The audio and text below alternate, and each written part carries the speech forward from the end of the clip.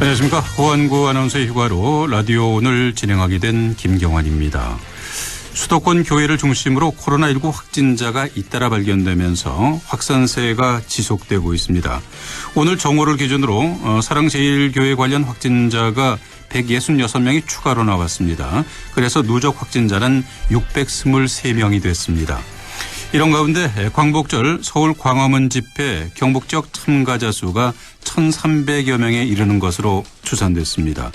우리 지역도 마냥 안심할 수는 없는 상황이 됐는데요. 지역별로 보면은 포항이 360명으로 가장 많고 경주가 200명, 구미 170명, 의성이 100명, 안동이 61명입니다. 개별 참가자는 아직 파악이 되지 않아서 인원은 더 늘어날 전망입니다.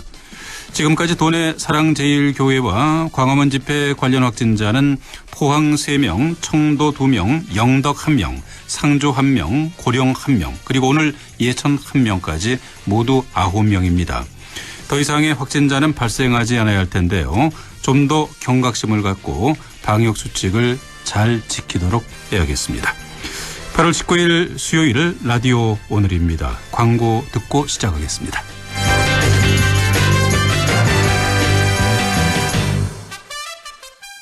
배우 한효주입니다.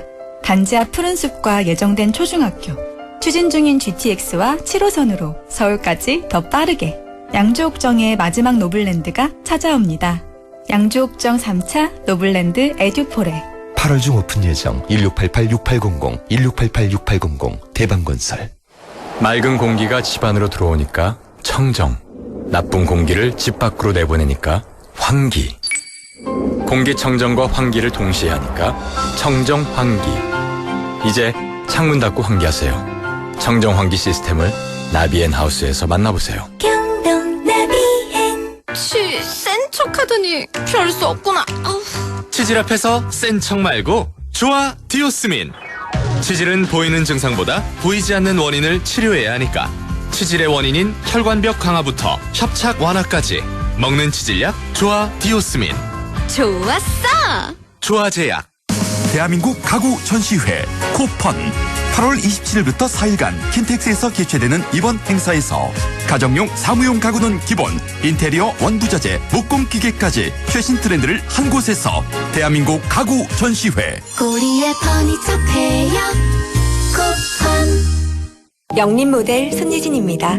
인테리어 관심 있는 분들은 영림도 좋은 건 다 아시죠? 근데 그거 아세요? 도어 잘하는 회사가 키친바스도 잘한다는 거. 이제 인테리어 하면 도어, 키친바스 모두 잘하는 영림이죠. 영림을 만나면 공간이 예술이 된다. 영림 키친바스. 하고 싶은 거 멈추지 마. 좋아하는 거 멈추지 마. 관절 내 인생을 멈추지 마. 뉴마스터. 관절에 강력히 흡수되어 염증 스타. 인생은 논스타. 관절엔 뉴마스터. 부착해요. 삼양 바이오팜. 지원이가 좋아하는 돼지고기 부드럽고 잡내 없고 고원돈 암돼지. 풍미 가득 살살 녹는 그만 고원돈 암돼지. 고원돈 암돼지 아니면 안 되지. 무공해 고원돈 암돼지. 8월 19일 수요일 라디오 오늘입니다. 일부 조용찬의 미중 바로 알기에서는 미중산업경제연구소 조용찬 소장과 함께 하겠습니다. 2부 이슈 오늘에서는요.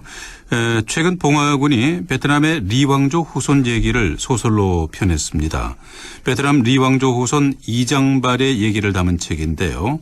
잠시 후에 이 소설을 쓴 경북대학교 박순교 교수를 연결해서 자세한 얘기 나눠보도록 하겠습니다. 라디오 오늘 프로그램 이후에는 6.25 전쟁 70주년 특별기획 라디오 드라마 낙동강 전선이 계속됩니다. 라디오 오늘과 라디오 드라마 낙동강 전선은 유튜브로도 다시 들으실 수 있습니다. 많은 애청 바라겠습니다.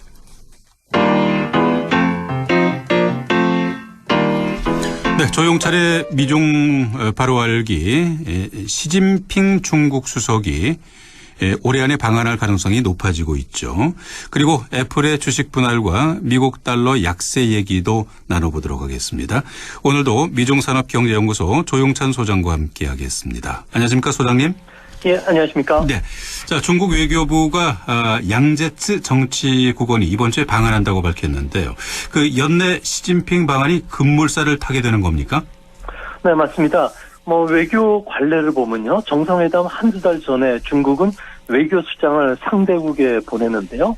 여기서 정상회담, 그리고 시기, 의제, 또 의전 문제들을 협의했다는 점을 고려해 보면 아무래도 시 주석의 연내 방한 쪽에 무게가 실릴 것으로 보여집니다. 네.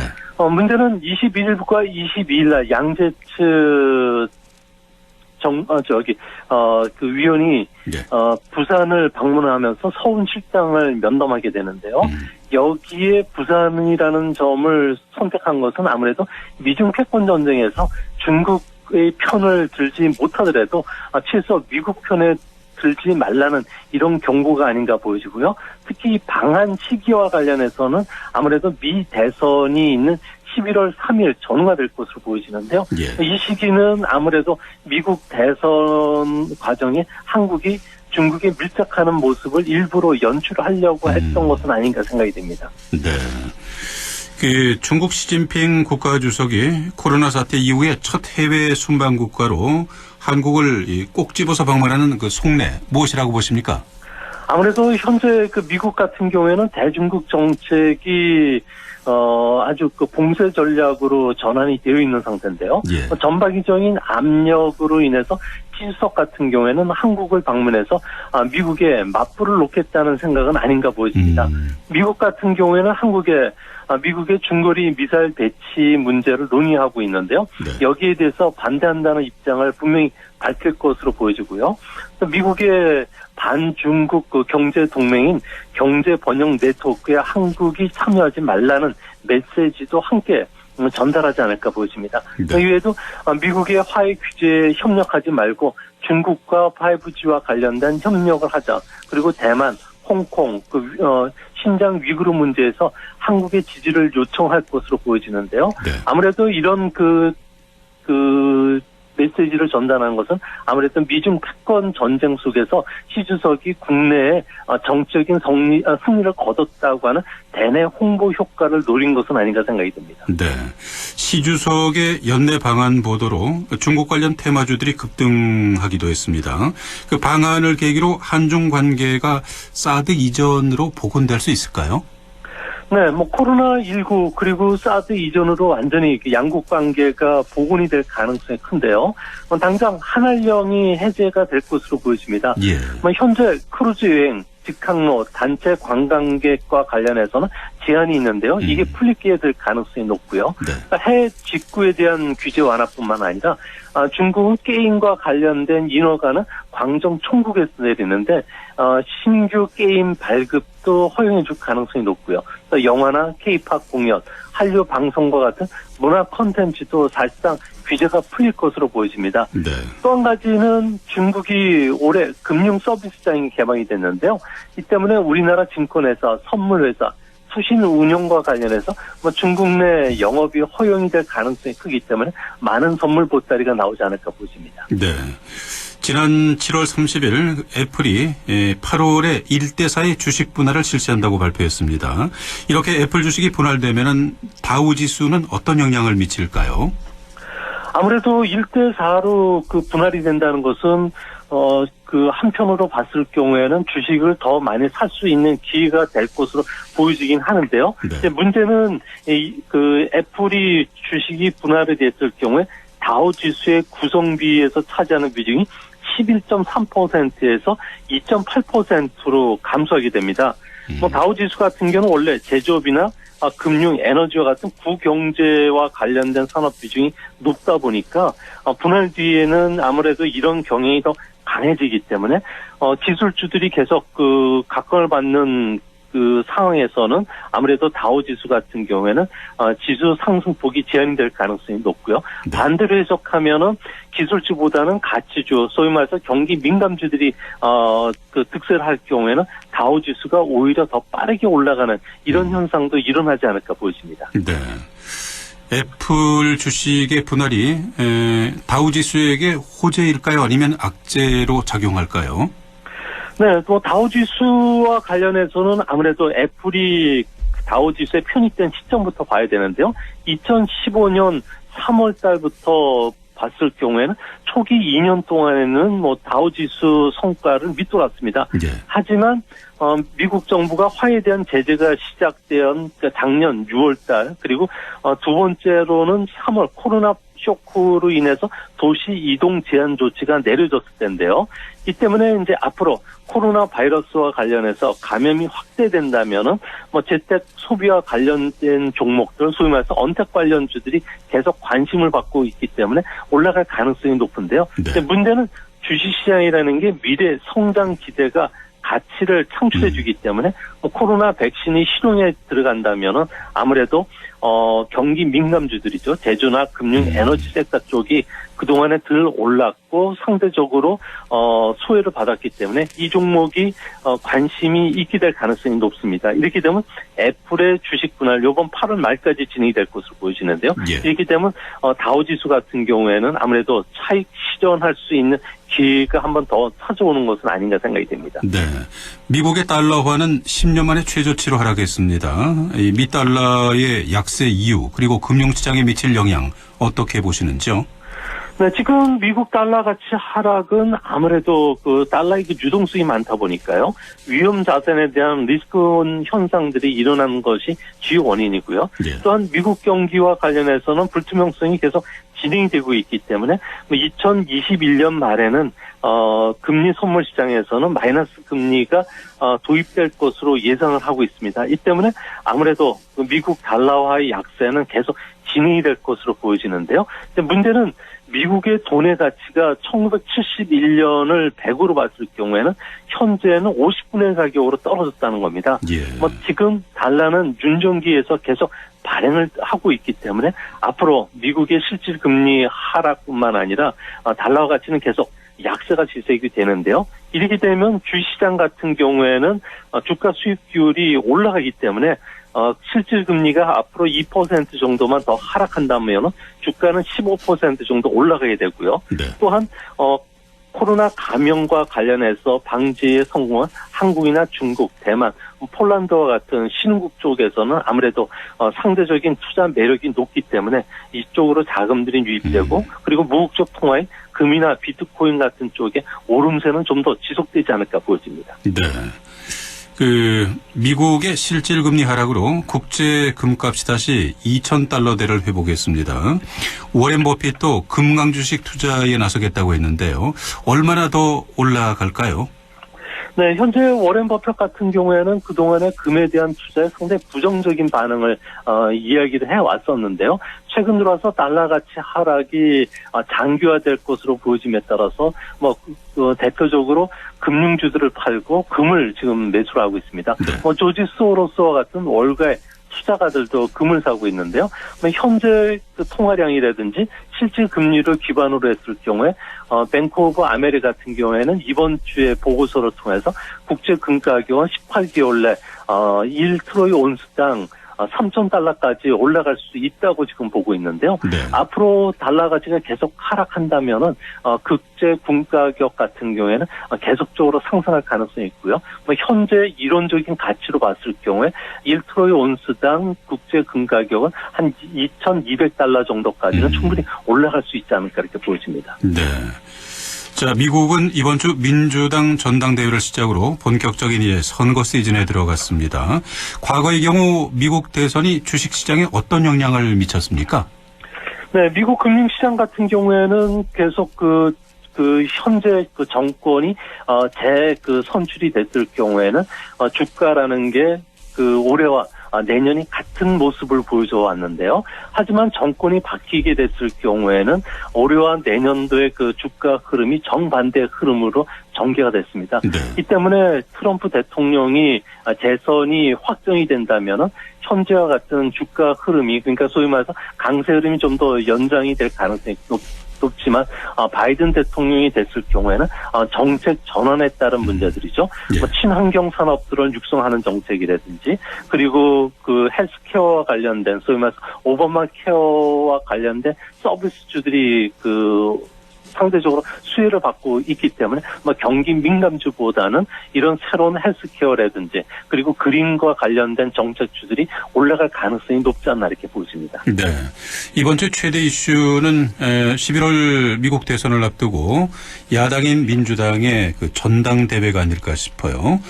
대통령 후보로 지명될 바이든 전 부통령이 어떤 지명 수락연설을 하게 될까요?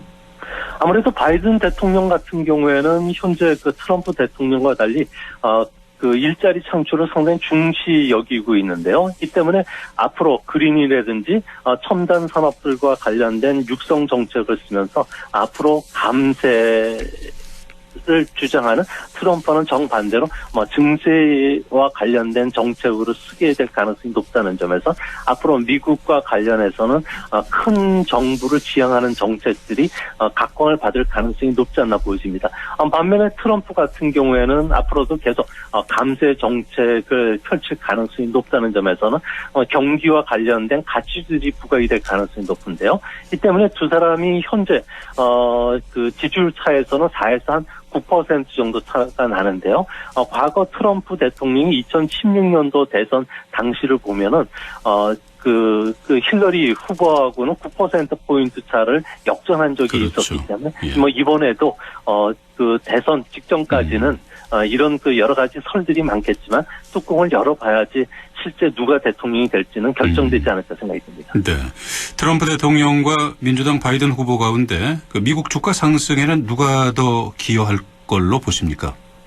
아무래도 지금 현재 상황으로 봤을 경우에 트럼프 대통령이 그 주장하는 굴뚝 경제 관련주들 같은 경우는 대규모 감세가 진행이 되고 있다는 점에서 주가 같은 경우는 현재보다도 한 10에서 한 20% 상승할 여력이 있고요. 반면에 바이든 후보 같은 경우에는 정책 전환에 따른 문제 그리고 증세에 따른 문제로 인해서 주가 수익 비율들 같은 경우에는 조금 좀 그 낮아지는 경향이 좀 있습니다. 이 때문에 기업 실적들이 좀 악화될 수밖에 없다는 측면에서 단기적으로는 바이든 대통령이 됐을 경우에는 주가는 좀 악재가 작용이 될 가능성이 높은데요. 하지만 길게 봤을 경우에 민주당 정권일 경우가 공화당보다 주가 상승률이 더 높았다는 점 그리고 확률상으로는 더 많이 상승을 했기 때문에 정책 전환이 있고 그리고 대규모 자금들이 집행이 된다면 이후부터는 다시 주가는 같은 그 수준으로 형성되지 않을까 이렇게 보입니다. 네. 지난 15일 미중 제1단계 무역 합의를 검증하기 위한 장관급 회담이 갑자기 연기됐는데요. 어떤 특별한 이유가 있었습니까? 아무래도 트럼프 대통령 입장에서는 현재 미중 무역 협상과 관련해서는 앞으로도 계속 그 중국과 대하지 않겠다는 입장을 지금 밝히고 있는데요. 네. 이 때문에 중국 입장에서는 그 시간을 주면은 좀 더 많은 미국 상품들을 사주겠다고 이야기를 하고 있지만 트럼프 대통령 입장에서는 11월 3일까지 대중국과 관련된 때리기를 할수록 더 지지율이 올라갈 수가 있는 상황이기 때문에 앞으로 11월 3일까지 남은 70일 동안에는 대중국과 관련된 어떤 대화도 거부하고요. 중국을 계속적으로 지금 코너에 모는 이런 그 전방위적인 압박이 진행될 가능성이 현재로서는 상당히 높지 않나 보여집니다. 앞으로 대화가 진행이 되려고 하면 트럼프 대통령이 이야기했던 코로나 바이러스와 관련된 증빙과 관련된 여러 가지 그 미국 측 요구를 들어줘야 되는 상황이고요. 또한 지적 재산권 보호와 관련된 여러 가지 조치 또 어느 정도 진행이 됐다는 것들을 보여줘야 되기 때문에 이런 측면에서 봤을 경우에는 앞으로 당분간은 미중 무역 협상과 관련된 회의는 조금 진행이 좀 늦어지지 않을까 보여집니다. 네. 자, 그러면은 미국은 중국을 무역 협상장으로 끌어내기 위해서 어떤 압박 카드를 쓸 것으로 보십니까? 네, 지금 현재 트럼프 대통령 같은 경우는 전방위적인 압력을 하고 있는데요. 이 때문에 화해와 관련해서 현재 트럼프 대통령 같은 경우에는 추가적인 그 36곳에 대해서 규제 압력을 가하고 있고요. 네. 이뿐만 아니라 알리바바 그리고 차이나 텔레콤과 관련된 신뢰할 수 없는 중국 통신업자에 대해서는 미국과의 그 거래를 금지하는 조치들이 계속 나올 것으로 보여집니다. 이 때문에 텐센트의 그 웨이보와 같이 짧은 문장으로 주는 그 틱과 같은 이런 그 서비스도 미국 시장에서는 할 수는 없을 것으로 보여지고요. 또한 대만이나 홍콩, 신장 위구르 문제와 관련해서도 중국을 좀 더 압박할 수 있다는 점에서 앞으로 미중 간에는 보이지 않는 기술 패권 전쟁을 넘어서 무역 문제와 관련해서도 상당히 전방위적인 압력을 받지 않을까 그렇게 보여집니다. 네.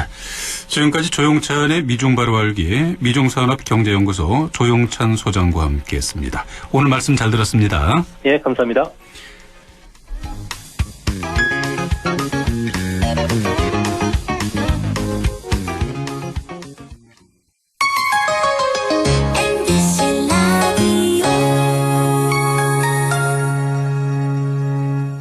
할인점보다 더 실속 있고 편의점보다 더 편리하게 살 수 있는 곳, 시장보다 더 정이 넘치고 백화점보다 더 품격 있는 곳, 이런 곳이 없을까요? 네, 우리 동네 우리 할인점 펀마트가 있습니다.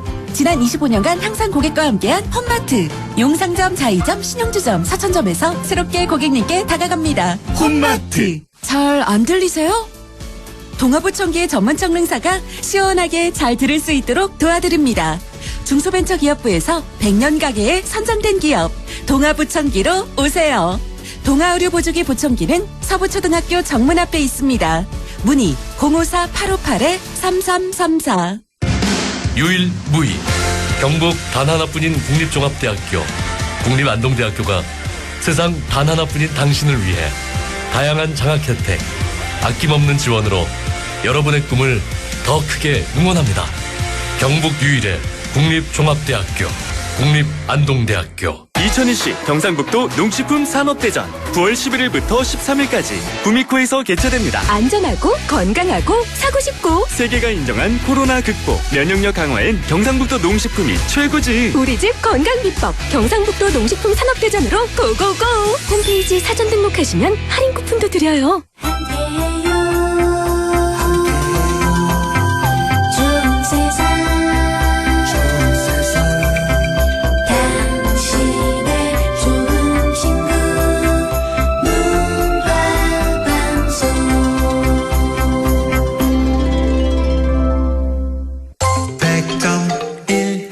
라디오.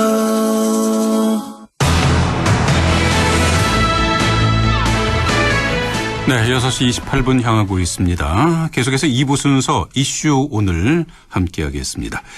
베트남에서 반란을 피해 고려로 옮겨온 베트남 리왕조의 왕자 이용상, 그의 후손들이 봉화에 살았다는데요. 그 후손으로 임진왜란에 참전해서 큰 공을 세운 이장발을 주인공으로 한 소설이 탄생했습니다. 경북대학교 인문학술원 박순교 교수를 연결해서 자세한 얘기를 나눠보도록 하겠습니다. 교수님 안녕하십니까? 예, 안녕하십니까? 예. 자, 베트남 리왕조 이장발을 소재로 한 소설 홍하에서 온 푸른 별들을 쓰셨네요. 어떻게 이 소설을 쓰게 된 것인지요?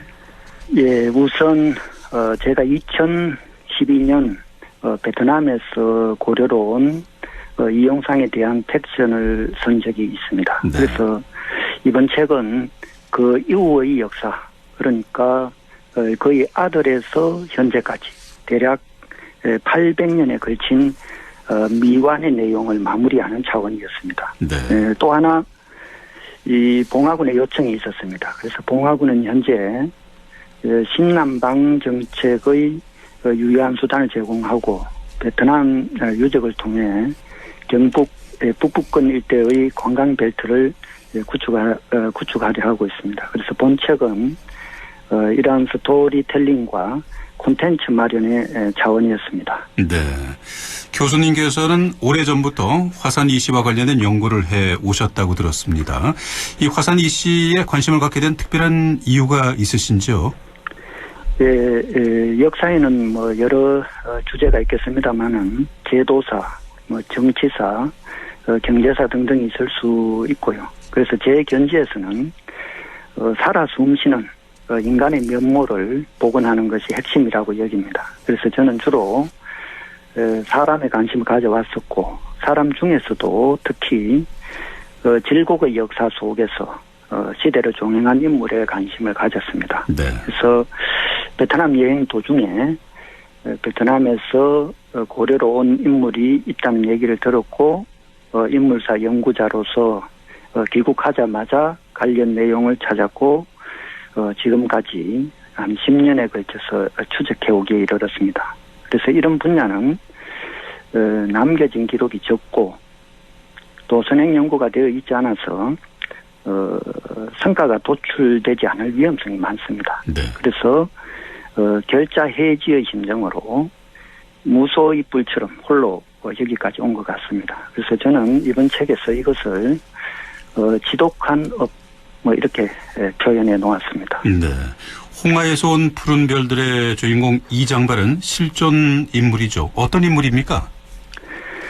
이장발은 실존 인물이 맞습니다. 그래서 베트남 당시 국호는 대월입니다. 예. 그래서 대월 2조를 세운 시조 이공원으로부터 따지면 21세 손, 고려로 온 화산이시 시조 이용상으로부터 따지면 14세 손의 인물입니다. 그래서 이용상이 고려에 온 시점에서는 대략 350년 뒤의 인물입니다. 네. 그래서 군자는 숨어 살아도 세상을 저버리지 않는다라는 말이 있습니다만은 장발 역시도 임진년 전쟁이 일어나자 헌신의 삶을 선택했습니다. 그래서 당시 19살의 장발은 집안의 외아들이었고 벼슬이 없었고 위로 홀 어머니, 아래로 갓 태어난 아들, 젊은 부인 등이 있었지만 참전했고 전사했습니다. 네. 그래서 베트남과 한국에 공이 던지는 울림이 큽니다. 그래서 충분히 가치를 평가할 인물임에 틀림이 없습니다. 네. 베트남의 리왕조 이용상이 어떻게 해서 고려로 오게 된 건지 궁금한데요. 당시의 역사적인 배경이 어떻게 되는 겁니까? 예, 베트남에 대한 약간의 설명을 드리자면, 베트남에는 남쪽과 북쪽에 큰 강이 있습니다. 그래서 북쪽에 있는 큰 강이 홍하, 예. 남쪽에 있는 큰 강이 메콩강입니다. 그리고 중간 지점에 한국인들이 많이 가는 다낭이 있습니다. 네.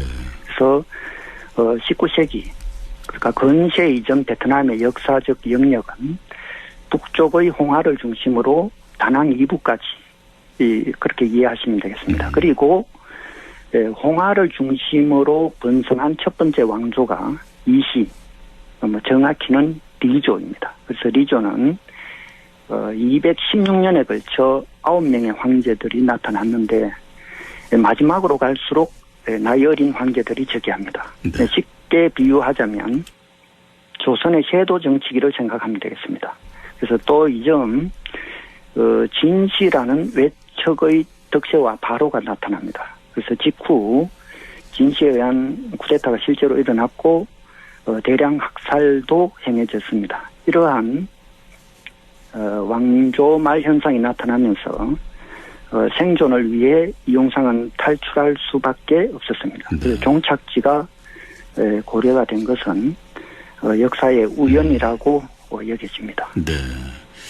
이용상은 몽골과의 전투에서 큰 공을 세워서 화산이시의 시조가 된다고요?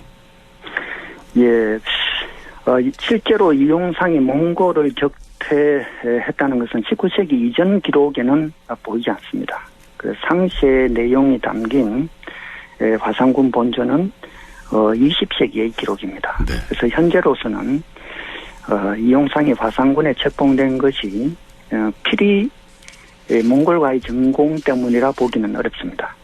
아마도 처음 정착한 곳의 이름을 딴 의례적 책봉이 아닌가 이렇게 생각됩니다. 그리고 이용상의 이시 역시도 고려 조정에서 하사한 성씨가 아니라 실제로는 베트남, 그러니까 대월의 리시성을 그대로 유지한 것입니다. 그래서 화산 이시는 대월의 빛깔, 베트남의 빛깔과 고유의 정체성을 여전히 유지했다고 판단됩니다. 그래서 다른 기와 성씨와는 일정한 차이가 있습니다.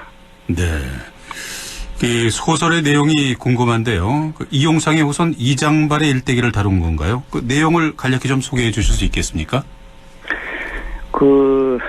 조선의 임진년 전쟁이라고 하는 시대를 배경으로 한 장발의 고군 분투, 그리고 그 뒤를 이어서 그 일가가 장발과 이용상과 대월을 기억하고 주상하기 위해 벌인 고군 분투를 파노라마처럼 집약하고 응축한 서사시 뭐 이렇게 정리할 수가 있겠습니다. 네. 그래서 홍화를 무대로 발행하여 바다 건너 봉화의 창에서 면면이 이어진 역사를 한자 한자 녹여낸 이름 그대로 홍화에서 온 푸른 별들의 역사입니다. 네.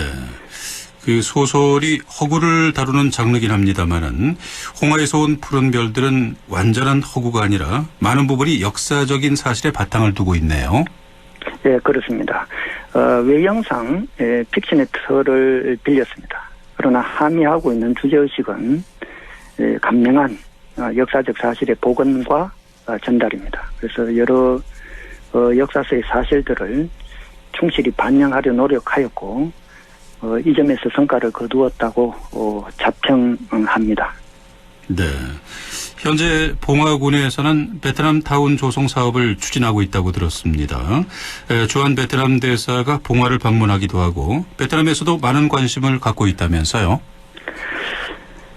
실제로 베트남이 관심을 가지는 것은 지극히 당연하다고 봅니다. 예컨대 지구촌 어느 곳에 고구려 후손들이 천수백 년간 정체성을 잃지 않고 고구려 공동체를 형성해 오고 있다. 이 소식을 우리 한국인들이 듣는다면 뭐 어떤 감흥을 일으킬까요? 그래서 그와 같습니다. 네. 그래서 베트남의 리조는 베트남 역사에서 매우 특수한 왕조입니다. 그래서 천년에 걸친 중국의 종속을 벗고 중국과 대등한 관계를 유지했고 역사서에도 황제 국가임을 표방하는 등 베트남의 오래된 뿌리 또 자긍심 그 자체입니다. 그래서 통일, 독립, 자주 이런 세 요소를 모두 갖추었습니다. 그래서 베트남 역사에 있어서 꿈의 왕조라고 말할 수 있습니다. 그래서 이제 조선 세종 때 우리가 북으로 사군 육진을 개척하고 남으로 대마도를 정벌했듯이 베트남 역시 이 왕조 때 북으로 중국의 송나라를 정벌하고 현재 광서 지방입니다. 남으로는 다낭 이남으로 남진을 시작합니다. 그래서 북벌과 남벌이 동시에 이루어집니다.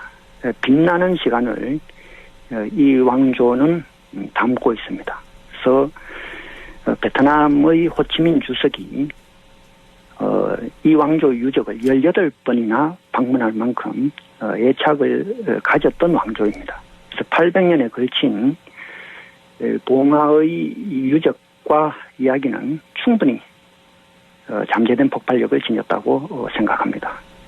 네.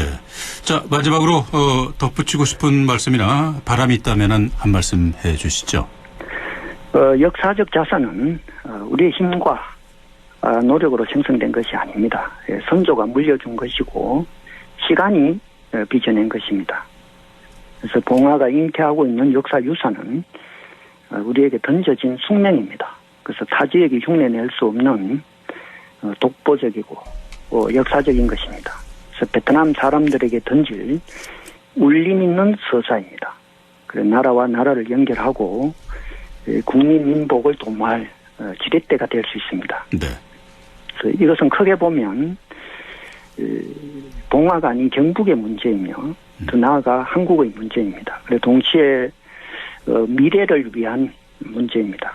그 영토와 역사를 두고 우리는 앞으로도 주변의 일본, 중국과 다툴 수밖에 없습니다. 네. 그래서 그 넘어 우리의 운신을 넓혀줄 제3의 지점, 제3의 나라들에 대해서 지속적 관심이 필요합니다. 그래서 백년지 대개의 입장에서 실기하지 않도록 슬기롭게 행해야 한다고 생각합니다. 제가 가지고 있는 소회는 대략 이렇습니다. 예, 알겠습니다. 감사합니다. 네, 오늘 말씀 잘 들었습니다. 네, 감사합니다. 네, 감사합니다. 네, 경북대 인문학술원 박순교 교수와 함께했습니다.